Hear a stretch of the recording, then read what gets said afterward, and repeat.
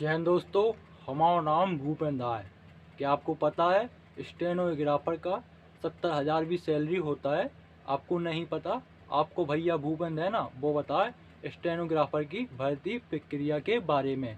आवेदन से लेके सैलरी तक सारी जानकारी, पूरी ट्रेनिंग सब जानकारी आपको दे है। तो वीडियो को बिल्कुल भी स्किप ना करियो, ठीक है दोस्तों। और एक चीज़ और, क्या आपको पता है कि 12वीं पास में ऐसी कौन सी नौकरी है जिसमें सैलरी 70,000 है? तो सारी जानकारी आपको मैं इस वीडियो में देने वाला हूँ। तो चलिए दोस्तों, वीडियो स्टार्ट करते हैं। जैसा कि मैंने इस बोर्ड पर लिखा हुआ है, आपके जो एसएससी स्टेनोग्राफर की जो नई भर्ती है वो 2 अगस्त से आ रही है।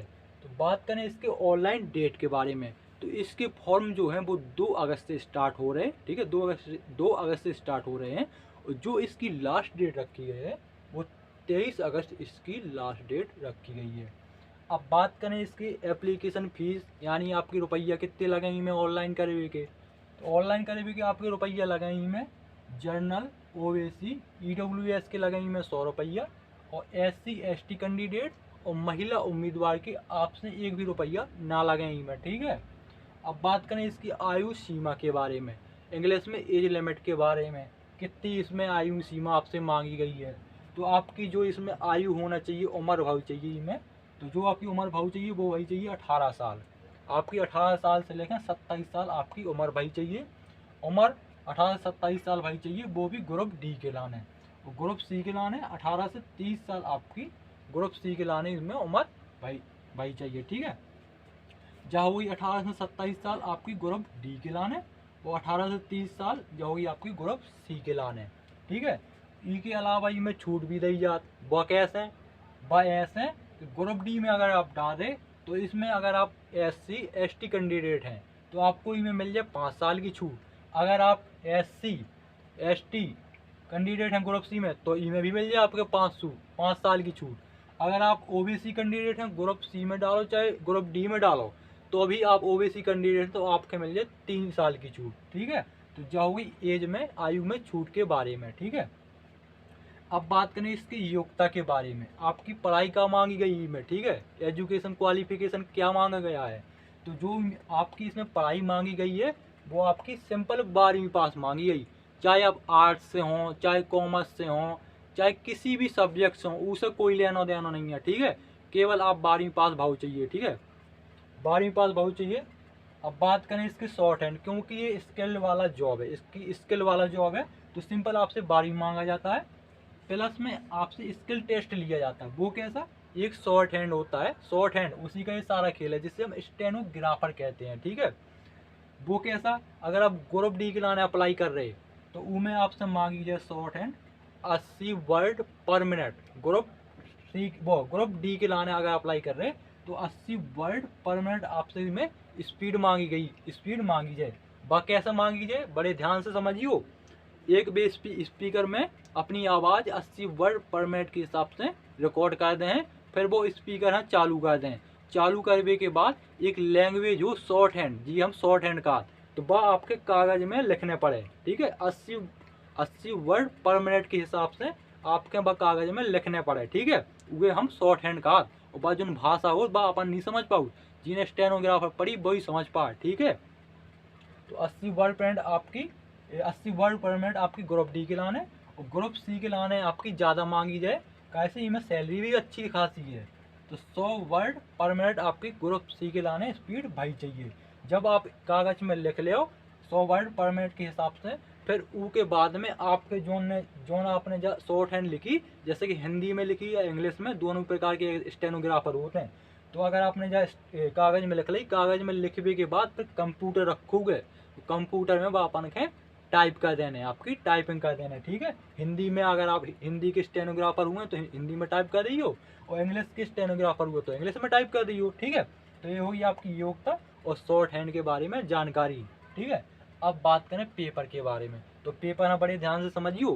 पेपर में जो बंदा, जैसे मान चलो कोई बंदा कहला हम मैथ में बहुत कमज़ोर हैं, हमारे मैथ में बहुत कम नंबर आओ, हमें मैथ में पढ़े हुए मन ही नहीं लगता है, तो इनमें उकलाने बहुत अच्छी सुविधा है। क्या सुविधा है उकलाने? इनमें मैथ नहीं आउट एग्जाम में, इनमें मैथ नहीं आउट। एसएससी के एग्जाम में, एसएससी स्टेनोग्राफर के एग्जाम में मैथ नहीं आउट, ठीक है। जो बंदा मैथ नहीं आउट तो उसके लिए बहुत अच्छी है सुविधा है, ठीक है। समझिए अभी के पेपर के बारे में। जो ना आपकी इंग्लिश है, 3 सब्जेक्ट से 3 विषय से आपके क्वेश्चन पूछे जाए।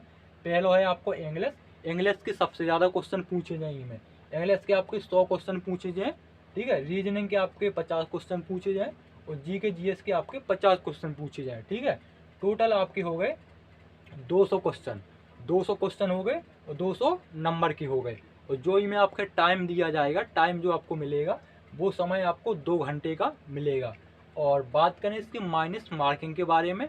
माइनस मार्किंग क्या होती है, अगर आप कोई क्वेश्चन गलत कर देते हो तो उसमें कट जाता है आपका नंबर, यानी नंबर माइनस हो जाता है। तो माइनस मार्किंग आपकी 1/4 की है। अगर आप कोई, मान के चलिए आपने 4 क्वेश्चन गलत कर दिए, 4 क्वेश्चन गलत करने पर आपका 1 नंबर काट लिया जाएगा, ठीक है। आशा करता हूँ आपको माइनस मार्किंग के बारे में समझ में आओगे, ठीक है। तो ये होगी माइनस मार्किंग के बारे में जानकारी। तो पेपर होगा और आपको योग्यता हो गई। अब रहेगी आपकी सैलरी। तो सैलरी मैंने शुरू में जैसा कही थी, हमने शुरू में कही थी कि 70,000 सैलरी में मिला। तो वह कैसे मिला वो समझो आप, ये बड़ी ध्यान से समझियो, क्योंकि रुपये इनको सब खेल है भैया, रुपये इनके लाने सब तैयारी कर रहे और कुछ की भैया वो भी फोकस हो तो भैया हमें ये जॉब करना, ठीक है। तो सबसे पहले हम समझें ग्रुप सी की सैलरी। ग्रुप सी में आपकी 2 प्रकार की सैलरी मिले हैं, ठीक है, डिपार्टमेंट के हिसाब से। एक मिले आपको 4200 grade pay 4200 grade pay, 4200 grade pay के हिसाब से आपके रुपये में मिलेगा, सैलरी आपका मिलेगा। तो अगर आप 4200 ग्रेड पे आपकी सैलरी मिले तो इसमें मिले आपकी शुरुआत है 35,000 रुपये, ठीक है। और प्लस में कुछ अलाउंस मिला दो तो आपकी जो सैलरी हो जाए वो 55,000 की समथिंग हो जाए, ठीक है।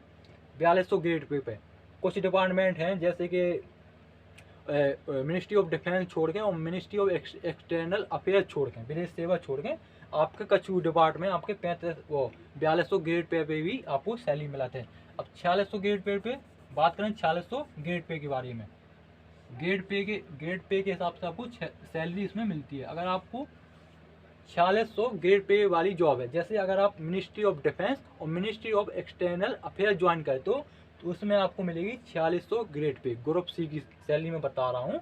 तो उसमें शुरुआत में मिलेगी आपको 44,000 सैलरी, शुरुआत में आपको 44,000 सैलरी मिलेगी, ये इनहैंड सैलरी है।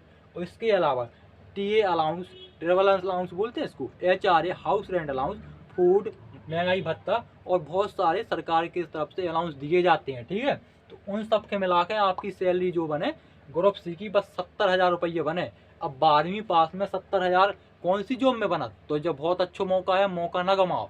और इनकी एग्ज़ाम डेट जो है वो आपकी नवंबर से दिसंबर के बीच में डिसाइड पहले से कर दी गई, ठीक है। नवंबर से दिसंबर के बीच में आपके एग्ज़ाम होने हैं। तो अब 3-4 महीना है तो जल्दी से लग जाओ। और एक आध महीना बढ़ भी सकत, लेकिन आपका जो डेट है वो नवंबर से दिसंबर के बीच में होनी है, ठीक है, एग्ज़ाम आपकी। अब बात करें ग्रुप डी की सैलरी के बारे में। तो ग्रुप डी में आपको 25,500 मिला शुरू में और प्लस में कुछ अलाउंसेस भी मिल जाएंगे। अलाउंसेस मिला के आपकी जो सैलरी बनेगी 45,000 के आसपास बनने वाली है। तो ये होगी आपकी सैलरी के बारे में जानकारी। अब समझते हैं कट ऑफ के बारे में, कट ऑफ कितना जाएगा। तो कट ऑफ का डिटेल्स के, अगर आपको डिटेल्स के साथ वीडियो चाहिए तो प्ले लिस्ट में देख लीजिए, फिर भी आपको मैं थोड़ा बहुत बता देता हूँ। ग्रुप सी की कट ऑफ गई थी 2022 की, बता रहा हूँ, मोबाइल में अभी आई है कट ऑफ, 3-4 दिन ही हुए हैं। तो ग्रुप सी की जो कट ऑफ गई है वो 140 के 160 162 तक गई है।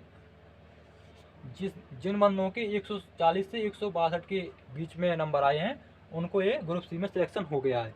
अब सिलेक्शन इसमें कैसा होता है, मिनिस्ट्री के हिसाब से सिलेक्शन होता है। जिस डिपार्टमेंट में आप पोस्ट के लिए अप्लाई करोगे, जैसे किसी डिपार्टमेंट में मान चलिए मिनिस्ट्री ऑफ डिफेंस हो गया, मिनिस्ट्री ऑफ माइंस हो गया, मिनिस्ट्री ऑफ टेक्सटाइल हो गया, तो उन्हीं के हिसाब से आपका कट ऑफ बढ़ता रहता है। जैसे मिनिस्ट्री ऑफ डिफेंस में थोड़ा 144 गया था ओबीसी का, ठीक है।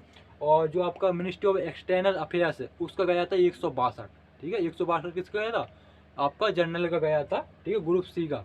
और ग्रुप डी के बारे में बात करें तो ग्रुप डी 125 से 155 के बीच में आपके जो मार्क्स आए हैं तो ग्रुप डी में वो सिलेक्ट हो चुका है। और मिनिस्ट्री, जैसे आपकी मिनिस्ट्री है, डिपार्टमेंट है, उसी के हिसाब से आपका कट ऑफ जाता है। अगर आपको डिटेल्स के साथ इसका वीडियो चाहिए तो आप हमारे प्ले लिस्ट में जाकर देख सकते, ठीक है। और ट्रेनिंग और रहेगी, देखो ट्रेनिंग आपकी हो गई में 3 महीना की, ट्रेनिंग आपकी होगी इसमें 3 मंथ की, ठीक है। अगर कछु छूट का हुए MONTH। अगर कभी छूट गया हो तो आप कमेंट बॉक्स में कमेंट कर सकत, मैं आपके सारी जानकारी दे दे हैं। ठीक है, मिलते हैं किसी नेक्स्ट वीडियो में, तब तक के लिए जय हिंद जय भारत। लगे रहिए दोस्तों, तैयारी करो जम के और मम्मी पापा खुश करो, सैलरी लाओ।